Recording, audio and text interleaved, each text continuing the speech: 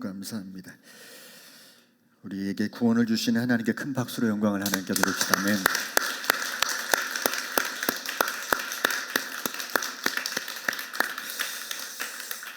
찬양대가 제 앞을 쓱 지나가는데 파스 냄새가 났거든요. 누가 아프십니까?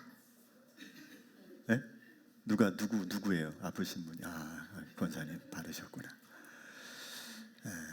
아까 그 사람 보고 싶은 것만 보게 된다고 주 앞에 복을 받은 자여 나올지라가 저는 나을지라로 보이더라고요. 오늘 낫게 되는 은혜가 있기를 원합니다. 네. 우리 앞뒤 자분과 인사합니다. 잘 오셨습니다. 잘 오셨습니다. 네. 여기까지 오는 것이 기적인데 여러분들 기적을 뚫고 여기까지 오셨어요. 여러분들 주님의 이름으로 환영하고 하나님의 놀라운 은혜가 오늘 우리들의 삶에 또 여러분 각자의 꿈과 소망 가운데 가득하기를 소망합니다. 네, 오늘 허들 시리즈로 고난이라는 주제로 말씀을 나누겠습니다. 오늘은 보니까 성경 구절이 엄청 많더라고요. 그래서 걱정이 돼요. 주무실 분들은 주무시고. 그러면서 한편 생각이 성경을 매주마다 이렇게 낭독해 주실 분이 좀 필요하다. 오늘 기도가 너무 또 우리 그동안 장로님들도 늘 은혜스러운 기도, 반복되지 않는 은혜가 있는 장로님들의 기도가 있거든요. 근데 또 안수 집사님께서 이렇게 또 기도하시니까 또 은혜가 있네요. 네, 그런 것처럼 성경 구절도 누가 계속 낭독하는 분이 있으면 좋겠다. 여러분 마음에 헌신하십시오. 그래서 근데 나왔다 안 나왔다 안 되고 적어도 일주일에 1년에 내가 한 10분의 9는 나온다 이런 생각 가진 분들이 좀 하시면 남자 한 분 여자 한 분 이렇게 해서 성경 구절도 이렇게 읽어드리면 좋겠다. 그죠?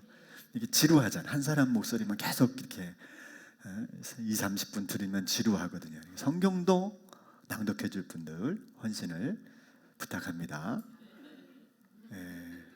웃지만 마시고 꼭 하시길 바랍니다. 예수님을 믿으면 행복해진다는 말이 뭘까? 과연 행복해질까? 그런 사람은 고난이 없나? 처음엔 좀 당황스럽기도 할 겁니다. 예수님 믿었는데 고난이 크게 오네, 세게 오네 이런 분들도 계시죠. 이 말이 그래서 원뜻은 고난이 안 온다는 뜻보다는 고난 속에서도 사라지지 않는 영원한 행복을 우리가 누릴 수 있다, 얻게 된다라는 의미로 해석을 해야 될 거라고 봅니다. 저와 여러분들은 삶에 찾아오는 그 고난이라는 이 허들을 어떻게 넘고 있느냐, 이걸 오늘 좀 다뤄보려고 합니다. 예수님을 믿는 사람들이 겪게 되는 고난이라는 게 있어요. 또한 우리가 살아가면서 우리 연약함 때문에 얻게 되는 고난도 있습니다. 사실 이 고난이라고 하는 것을 우리가 넘지 못하면 믿음을 온전히 이어가기가 어렵습니다. 많은 분들이 고난 앞에서 믿음을 포기하고 다시 하나님을 떠나는 경우도 굉장히 많이 봤기 때문에 오늘 이 고난에 대한 정의를 좀 머릿속에 다 알고 계시겠지만 정립하는 시간으로 가지셨으면 좋겠습니다. 제가 뭘 많이 알아서 여러분들을 가르치는 게 절대 아니고요. 고난에 대한 정의가 이렇다는 거예요. 기본적인 정의는 이 정도 갖고 있어야 우리가 믿음의 한 걸음을 더 뛰어낼 수가 있는 거예요. 여러분들도 다 정리가 되어 있고 나름대로 고난이라는 건 이런 거야 라고 정의가 됐겠지만 말씀을 들으면서 한 번 더 정의가 돼서 또 고난이 찾아올 때 잘 뛰어넘는, 고난의 허들을 넘게 되는 은혜가 있기를 소망합니다. 여러분, 첫째는 우리가 믿음을 갖게 된 이후에 고난을 겪게 되는 경우가 있어요. 근데 이 고난은 무엇이냐면 크게 저는 두 가지로 구분할 수 있다고 보는데, 첫째는 이겁니다. 예수님을 믿고 거듭남으로 인해서 필연적으로 찾아오는 고난이 있어요. 그러니까 예수님을 믿으면 작정하셔야 돼요. 아무든지 날 따라오려거든 자기 십자가를 져야 되는 것처럼 우리가 주님을 따라가려면 고난이 기본적으로 있다. 오늘 교회 오는 것만 해도 고난이 아닙니까? 이 정도는 고난이 아닙니다. 성숙하신 겁니다. 저도 무척 힘들게 교회로 옵니다. 그럼 보세요. 하나님께서는 인간이 겪게 될 죽음이라는 사실 최종적 고난이 있었어요. 인간은요, 죽음이라는 것을 겪을 수밖에 없었어요. 그런데 예수님을 통해서 이 죽음이라는 고난을 넘게 하셨어요. 아멘이십니까? 예수님의 십자가의 죽음은 성도들을 대신한 죽음이기 때문에 이것은 성도가 이 세상에서 겪게 되는 모든 고난을 대신한 죽음이 맞아요. 얼마나 대단한 이 고난을 주님께서 우리를 위해서 대신 치르심으로 우리를 그 고난 속에서 구원해내셨다고.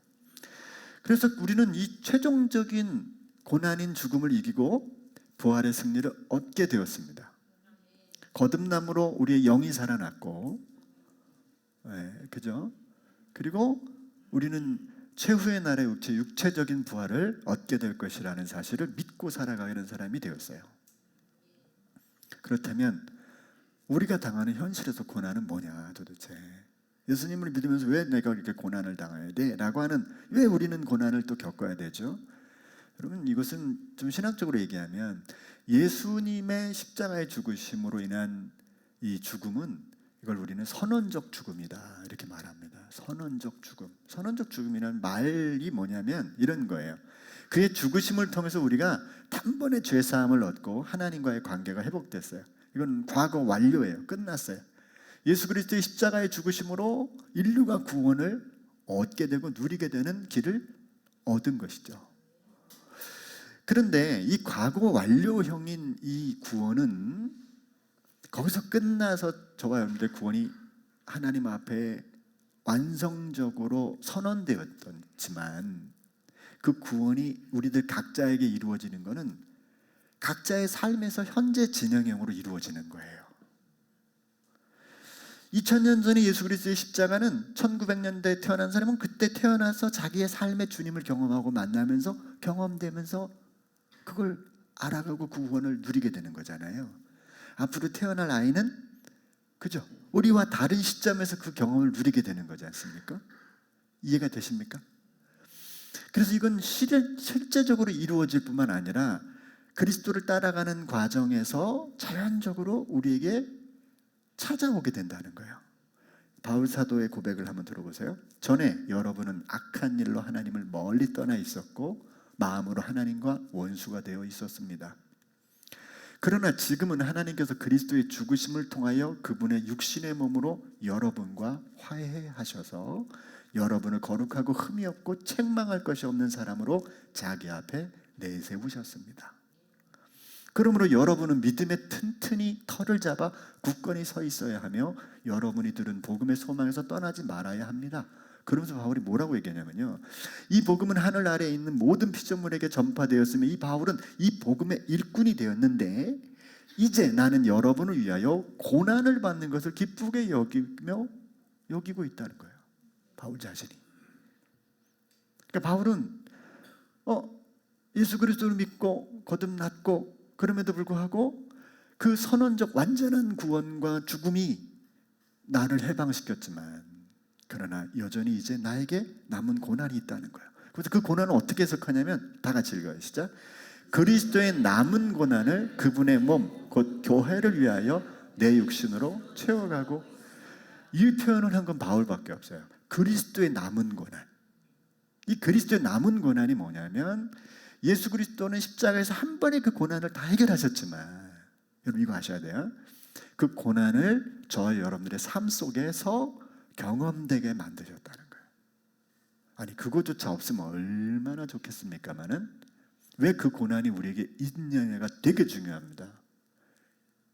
여러분, 이게 우리에게 너무 중요해요. 하나님께서는요, 그리스도께서 대신하신 이 고난을 성도의 일생을 통해서 경험하게 하세요.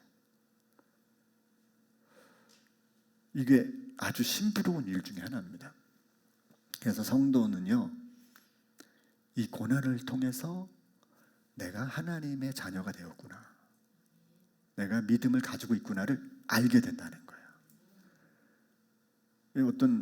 지난주에 어떤 얘기를 제가 들었는데, 어느 교회에 주차장이 없는데 그 옆에 땅 지은이, 그 주차장이 막 모자라고 어려우니까 그냥 그 목사님한테 우리 땅 쓰세요, 그 주차장 쓰세요, 그냥 뭐 돈 필요 없으니까 주일마다 거기 되십시오. 그렇게 했대요. 근데 단서를 달았대, 이분이. 1년에 하루는 쓰면 안 됩니다. 이렇게 했다는 거예요. 아니, 그러니까 이제 사람들이 땡큐죠. 얼마나 고맙습니까? 그런데 여러분, 몇 년이 지나니까 그 1년에 하루밖에 안 되는 그 하루가 엄청 불편한 거예요. 그러니까 어떻게 되냐면 그 땅 주인한테, 아니 그거 쓰면 안 되겠냐고, 왜 그날 왜 우리를 못 쓰게 하냐고. 그랬더니 그 집주인이 그러더랍니다. 그것까지 다 쓰면 누가 주인인지 어떻게 아냐고. 재밌는 얘기죠. 누가 주인인지 아냐고. 여러분, 주인과 우리의 경계선이 없는 거죠. 여러분, 우리가요, 이 고난이라고 하는 것이 되게 중요합니다. 자, 우리 예수 믿고 이제 고난이 없는 순간이 되면 그때부터 우리는 막 가는 사람이 돼요. 대책 없는 사람이 됩니다. 오히려 여러분, 고난에 동참하면서 우리는 뭘 배우냐면 예수님을 배워요. 그분의 마음을 배워요. 알아요. 깨닫게 돼요. 그로 인해서 성화되어감을 기뻐할 수 있게 돼요. 잘 보세요. 자, 한번 볼까요? 이건 같이 읽어봐요. 시작. 믿음의 창시자요 완성자이신 예수를 바라봅시다. 그는 자기 앞에 놓여있는 기쁨을 내다보고서 부끄러움을 마음에 두지 않으시고 십자가를 참으셨습니다. 그리하여 그는 하나님의 보좌 오른쪽에 앉으셨습니다. 십자가를 참았다. 고난을 다 견뎌낸 거죠. 그분을 바라보라는 거야. 거꾸로 얘기하면 이런 겁니다. 우리가 십자가의 고난과 같은 고난은 아니겠지만 우리가 주님을 믿는 그 속에서의 당하는 어려움 때문에 주님을 더 주목할 수 있는 기회를 얻게 된다는 거예요. 그러면서 이렇게 얘기해요. 시작. 자기에 대한 죄인들의 이러한 반항을 참아내신 분을 생각하십시오. 그래야면 여러분은 낙심하여 지치는 일이 없을 것입니다. 여러분, 예수님을 믿는 사람들은요, 대부분 여기에서 이게 뭐랄까요, 전환이 일어납니다. 막 힘든데, 주님이 이 고난 다 당하시고 십자가 지셨지 라고 하는 그 어떤 순간을 탁 생각해 볼 때 지금의 고난을 극복하고 지금의 고난에서 견딜 수 있는 힘을 얻게 된다는 거예요. 제가 읽겠습니다. 사랑하는 여러분, 여러분을 시험하려고 시련의 불길이 여러분 가운데 일어나더라도 무슨 이상한 일이나 생긴 것처럼 놀라지 마십시오. 그만큼 여러분은 그리스도의 고난에 동참하는 것이니 기뻐하십시오. 그러면 그의 영광이 나타날 때 여러분은 또한 기뻐 뛰며 즐거워하게 될 것입니다. 여러분, 고난이 올 때 내가 그리스도인으로 이런 어려움이 있구나, 쉽지 않구나. 교회 오셨을 때 주차 자리 없다고 돌아다니면서 원망하지 마세요. 오히려 이것도 고난이겠구나. 여러분, 주의 뜻대로 감당할 때 여러 가지 어려움들이 사방에서 몰려와도 낙심하지 말라는 거예요. 오게 된다는 거지. 베드로도 이렇게 얘기합니다. 같이 읽어볼까요? 시작. 여러분이 그리스도의 이름으로 모욕을 당하면 복이 있습니다. 영광의 영, 곧 하나님의 영이 여러분 위에 머물러 계시기 때문입니다. 고난을 당하면 그 증거가 영광의 영, 하나님의 성령이 내 안에 머물러 있기 때문에 이런 일을 당한다는 거예요. 그런 분이 계시면 안 당해야 되잖아요. 더 당한다는 거예요. 제가 읽을게요. 여러분 가운데서 아무도 살인자나 도둑이나 악을 행하는 자나 남의 일을 간섭하는 자로서 고난을 당하는 일이 없도록 하십시오. 제가 이거 읽는데 참 재밌더라고요. 남의 일을 간섭하는 자로 고난을 당하지 말라는 말 참 재밌었어요. 이게 자세히 좀 찾아보니까 어떤 내용이냐면 다른 사람 일에 신경을 쓰고 판단자로 서고 막 거기서 개입했다가 문제가 생겨서 혼쭐 나는 그런 경우를 말하는 건데요. 대단히 생각해 볼 필요가 있는 내용이다 생각이 들어요. 그러나 그리스도인으로서 고난을 당하면 절대로, 여기 빼져 있지만 절대로 부끄러워하지 말고 도리어 그 이름으로 하나님께 영광을 돌리십시오. 그러니까 그리스도인이라는 이름으로라는 뜻이에요, 이 말이. 그리스도인으로 고난 당하는 것을 그리스도인을 부끄러워하는 게 아니라 그리스도인이라는 것 때문에 자랑스러워하고 오히려 그것을 통해서 하나님께 영광을 돌리라는 말입니다. 이런 은혜가 우리에게 더 많이 일어났으면 좋겠습니다. 성도들이 겪는 두 번째 고난, 그건 이게 사실은 오늘 제가 여러분들과 나누고 싶은 이야기입니다. 우리의 연약함으로 인해서 반복되는 고난의 이야기입니다. 예수님을 믿음으로 인해서 얻는 고난이라기보다는 우리의 약함 때문에, 우리의 모자람 때문에, 우리의 실수와 죄로 인한 고난은 우리가 어떻게 할 것이냐의 문제가 사실 우리가 넘어야 될 되게 중요한 저는 허들이라고 봐요. 자, 불순종과 자기 욕심으로 겪게 되는 고난에 대해서 우리는 어떻게 대처할까? 자, 저는 세 가지로 여러분에게 제시하고 말씀을 정리할 건데요. 첫째는 이겁니다. 인과응보의 원리를 기억해야 돼요. 그러니까 우리가 이 땅에서 짓는 죄는요, 꼭 인과응보가 있다는 거예요. 사라지지 않습니다. 그 결과가 있다는 거예요. 갈라디아서 6장 7절, 자기를 속이지 마십시오. 하나님은 조롱을 받으실 분이 아니십니다. 사람은 무엇을 심든지 심은 대로 거둘 것입니다.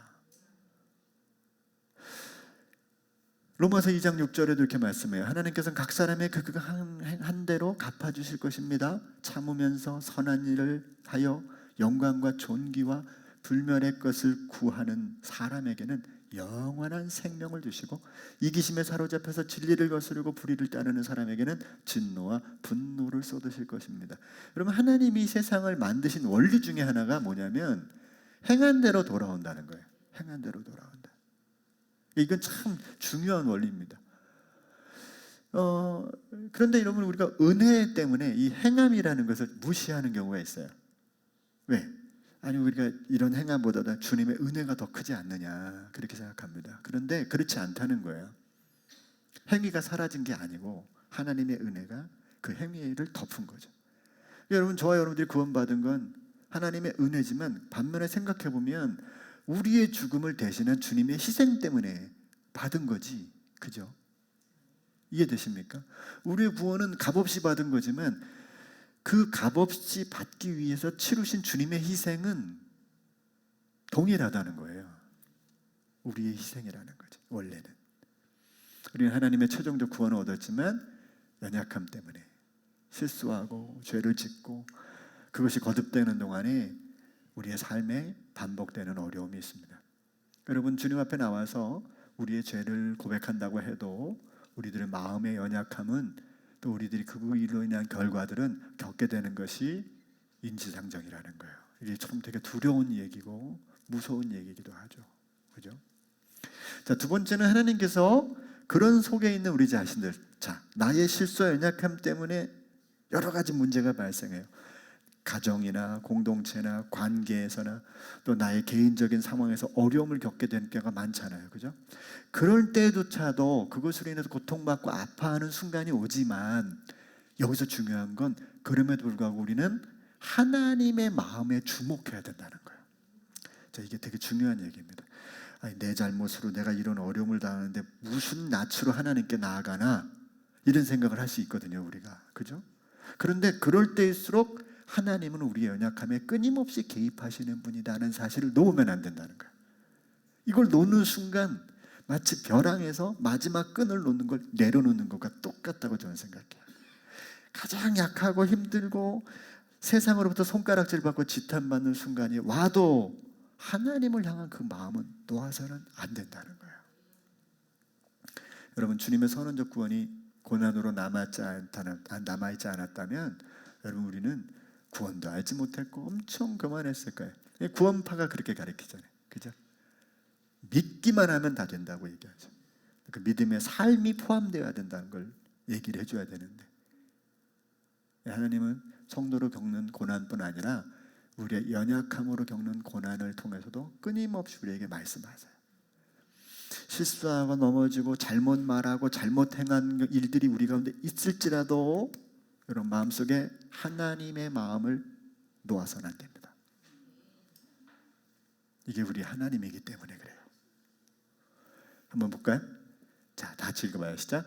또 여러분은 하나님께서 여러분을 향하여 자녀에게 말하듯이 하신 이 권면을 잊었습니다.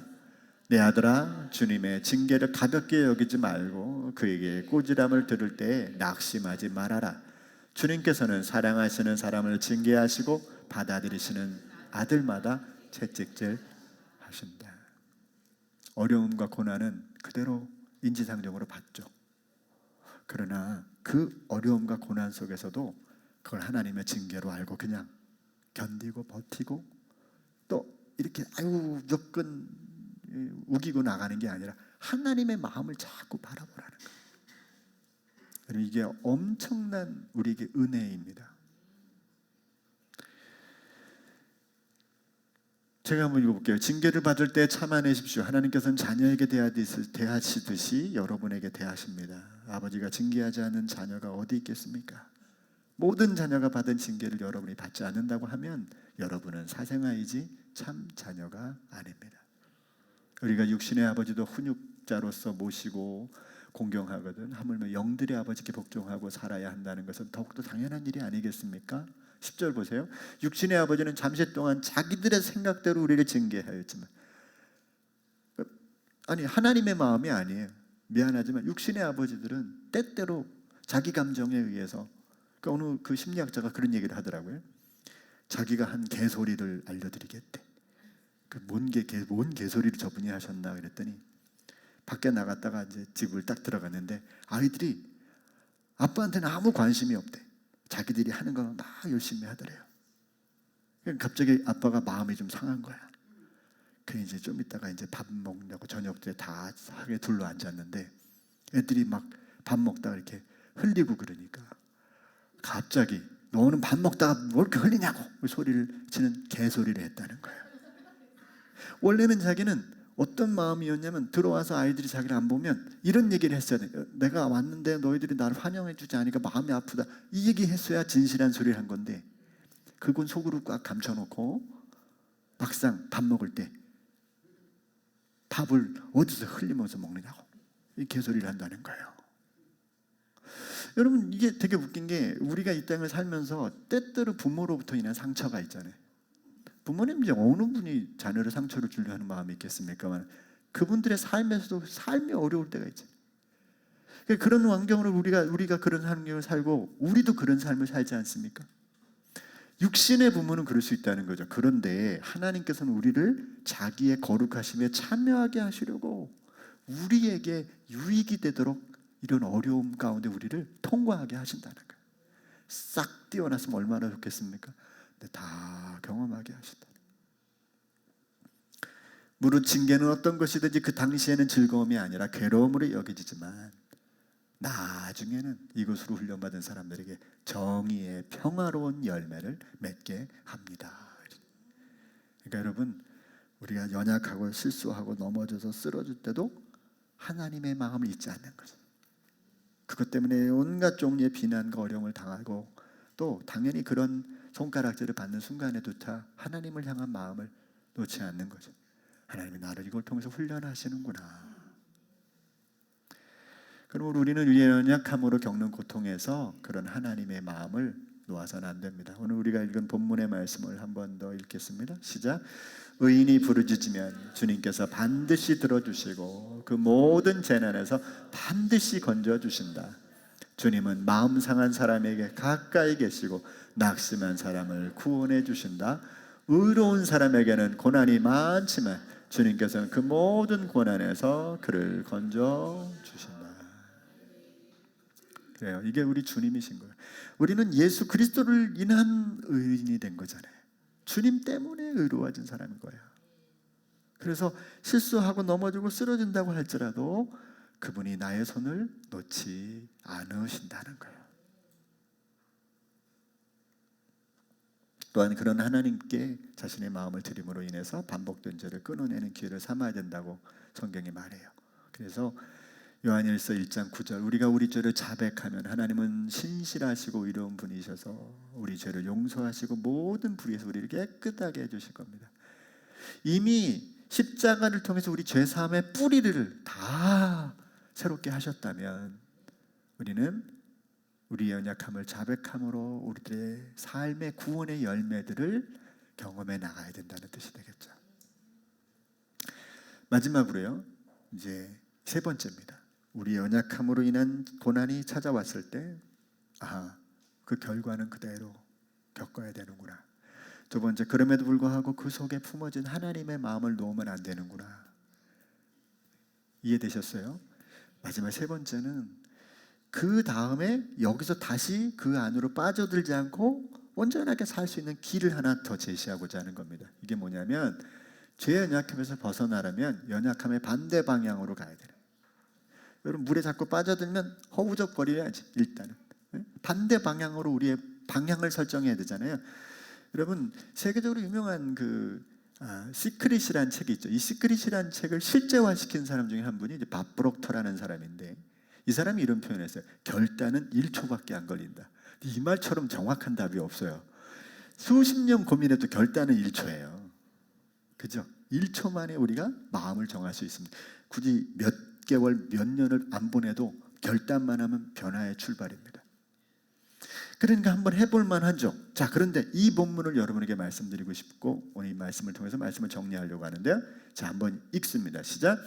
그러므로 무엇을 먹을까, 무엇을 마실까, 무엇을 입을까 하고 걱정하지 말아라. 마태복음 6장 31절인데요. 우리의 모든 연약한 범죄가 여기서부터 시작됩니다. 무엇을 먹을까, 무엇을 마실까, 무엇을 입을까 라는 것에서 출발한다고 저는 생각해요. 물론 이거보다 더 큰 문제들이 있겠죠. 근데 기본적인 건 그렇다는 거죠. 자, 그런데 주님이 그걸 하지 말래요. 왜? 읽어봐요. 시작.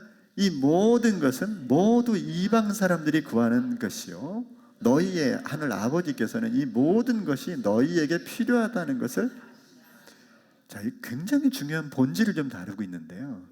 우리의 모든 죄의 원인을 가만히 생각하면 의식주 문제와 우리들의 자아의 어떤 충족되는 여러 가지 것들로 발생이 되는데, 이건 그걸 우리가 채우기 위해서 구하지 말라는 거죠. 왜냐하면 하나님이 그걸 다 안돼. 우리에게 필요한 것이라는 걸 안돼요. 그러면서 뭐라고 얘기하냐면 주님이 이런 말씀하세요. 너무 잘하는 말씀이죠. 읽습니다. 너희는 먼저 하나님의 나라와 하나님의 의를 구하여라. 그리하면 이 모든 것을 너희에게 더하여 주실 것이다. 이 말을 이렇게 저는 번역하고 싶은데, 너희가 우선적으로 하나님의 그 뜻을 따라가면 너희에게 이 모든 걸 준다는 개념이 아니라 이 문제로부터 우리가 자유로워질 수 있다는 것을 의미한다는 거예요. 채워지는 것이든 자유로워지는 것이든 어떤 것이든, 그러니까 우리의 방향 설정이 대단히 중요하겠죠. 자, 구하라는 말은 이 제테오라는 말인데 단순한 찾는 게 아니라 마음과 의지를 다해서 소망하는 거예요. 이게 해석하면 이런 겁니다. 하나님의 나라, 곧 하나님의 뜻을 가장 우선해서 간절하게 추구하는 삶. 지금의 현실에서 하나님의 뜻은 어디 있을까? 하나님은 어떤 걸 원하실까? 이걸 따라가는 거예요. 이게 왜 중요하냐면 저와 여러분들은 도덕과 윤리로 세상을 사는 사람들이 아니에요. 우리는 기본이겠지만 그것으로만 사는 사람이 아니라 하나님의 자녀들은 하나님의 나라의 윤리로 사는 사람들이거든요. 이게 전혀 다른 개념인 겁니다. 하나님의 뜻이 이루어지길 기대하고 말하고 행하고 전하고 또 계획하며 살아가는 게 성도의 삶이라는 거죠. 사랑하는 성도 여러분, 우리는요 이 땅에 살면서 세상에서 모자랄 수도 있어요. 부족할 수도 있어요. 남들보다 비교 견적이 작을 수도 있어요. 그런데 요거 하나만큼은 저와 여러분들이 마음에 붙들어야 될 거라고 저는 생각합니다. 우리는 하나님의 뜻을 이 땅 가운데 보일 수 있는 유일한 사람인 거예요. 이거 대단하지 않습니까? 난 이게 너무나 중요하다고 봅니다. 지금 요즘 한국 사회에 막 혼란이 많이 있고 전 세계적으로 엄청난 혼란이 있잖아요. 전쟁이 무슨 밥 먹듯이 일어나고 있는 상황이지 않습니까 지금? 얼마나 웃겨요. 러시아와 우크라이나는 전쟁을 하는데 우크라이나에 온갖 무기를 대주는 나라가 미국이에요. 이번에 미국과 이란이 싸우는데 이란에게 온갖 무기를 대주는 나라가 러시아예요. 근데 이 나라 사람들이 또 뭐라 그래요? 우리는 전쟁을 중재하고 있다. 자기들이 전쟁을 지금 하고 있으면서. 난 너무 이상하잖아요. 그런 세상에 저 여러분들이 살고 있습니다. 미사일 한번 발사되면 모든 나라의 경기가 흐들흐들해져요. 그런 세상 속에 저 여러분들 살고 있어요. 근데 우리 자국에서는 어떻습니까? 요새 진보 측에서는 친재명이 무슨 문판이 노무현판이 세상에 너무 혼란스러운 세상이 되고 말이에요. 여러분, 기독교를 망치는 사람들이 누군지 아세요? 칼빈파예요. 루터파예요. 교회는요, 우리 어떤 예수교, 장로교, 무슨 어느 교파 이런 걸 따라가는 순간 망가지는 겁니다. 교회가 살아나는 길은 하나밖에 없어요. 그건 한 사람인 저와 여러분들이 이 일이 되는 하나님의 뜻은 뭘까? 오늘 이 주일에 우리가 같이 밥 먹는데 이 밥 먹는 이 시간에 하나님이 기뻐하시는 건 뭘까? 이게 얼마나 단순합니까? 계속 하나님의 뜻을 가지고 인생의 내비게이션을 찾아가면 한 걸음 한 걸음 갈아가는 것이 그게 신앙이지. 갈비는 이렇게 했대, 루터는 이렇게 했대, 무지개 교회는 이렇게 간대, 이렇게 가는 게 아니에요. 매 순간 저와 여러분들은 하나님이 지금 나에게 요구하는 게 뭘까? 그런 사람은 말할 때 함부로 말 못해요. 함부로 말 못해요. 어떤 사람이 이 얘기만 하고 마칠게요. 갑자기 생각나서 부부가 한 번도 안 싸운대요. 부부가 싸우지도 않고 그렇게 잘 살더랍니다. 그래가지고 저 부부가 도대체 어떻게 해서 저렇게 안 싸우나? 그러면서 그 부부가 이렇게 물어봤대요. 그랬더니 어떤 상황이 생기면 첫 번째 드는 생각을 절대 말하지 마라. 두 번째 드는 생각도 절대 말하지 마라. 세 번째 드는 생각을 얘기하라 그러더래. 여러분 생각해 보세요. 막 밖에 이제 나가는데 열쇠를 남편이 이제 자동차 열쇠를 좀 갖다 달라고 부탁한 거예요. 근데 아내가 오면서 열쇠를 안 가져왔어요. 첫 번째 드는 남자의 생각은 뭐죠? 그거 말하면 안 되는 거예요. 두 번째 드는 생각이 뭘까요? 이것도 말하면 안 되는 거예요. 세 번째 드는 생각이 뭘까요? 내가 갔다 오지 이렇게 되는 거지. 여러분, 우리가 하나님의 나라와 그분의 통치라는 건 복잡하고 어려운 게 아니에요. 주님의 뜻을 먼저 한번 생각해 보시고 말하자는 거죠. 말하기 전에 주님이 내 말 싹 접어놓고 두 번째 말 집어넣고 세 번째 하나님의 말을 말하는 거예요. 그러면 거기에 하나님의 통치가 깃드는 환경이 싹 만들어져요. 그게 여러분 우리 자신을 속이는 겁니까?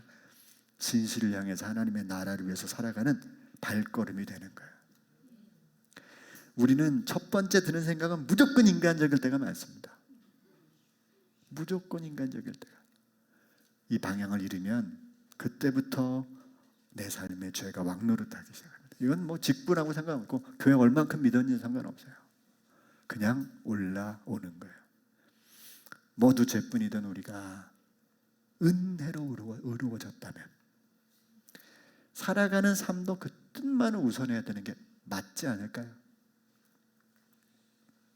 우리 모두 그 일에만 고난받는 은혜가 있기를 바랍니다.